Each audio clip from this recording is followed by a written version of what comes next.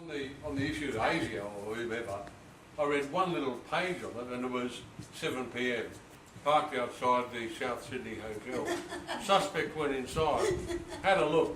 He was smoking a cigarette with Bill Smith, whom you all know, sort of thing. And that was it. He left there at 10 o'clock and this bloke sitting there, I've seen a movie or a show on Australian about that. They're sitting outside the pub and it was as dull as dishwater. And they've spent thousands of quid on this, you know. It must have been hilarious. It was a propaganda battle, Don. It was as simple as that. And it was very easy for politicians to, like Trump, rake up hate and get in on a wave of hate and fear, building borders and walls and all that sort of stuff. Menzies fought that exact battle back in the referendum and back in the 1951 elections. And he was prepared to change Australia's constitution to bring out a death penalty for membership of the Communist Party. That's why Norman had to go, because Lance Sharkey was already in jail for sedition. So Norman had to leave. He went west, as you know, and she went east, and they met up in London again on the anniversary, 3rd of September 1949, and never parted again. Yeah, so there you go. ASIO couldn't arrive. Any more questions? Yes, Nerida. I guess that story you tell there where it sounds like they left Australia secretly to meet up again on the other side of the world. She wrote so much about the lives of women and the hypocrisies that they had to endure in their lives. And that, her romantic life was so clouded by hypocrisy and secrecy.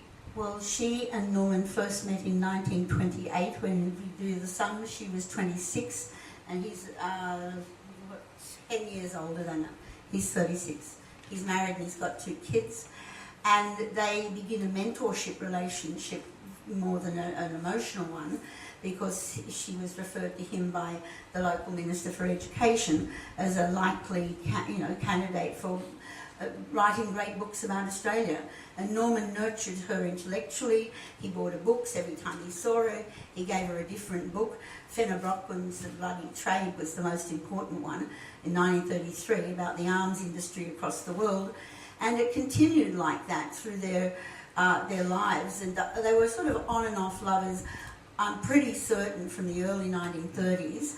But definitely they were sincerely involved from the early 1940s, when some of those love poems that you've got were written to him. And they were together forever then, from 1949 until they both died, without much more than a week apart. I think Dimphna came back in 1956 or 57 for little Dimphna's marriage, and she went to Queensland and saw her brother. But that was the only time they were ever apart in that entire next 20 years together. It's a great love story, and that's the second volume. And on that note, I think it's time that we ask Nerida to come up and sing those songs. Yes.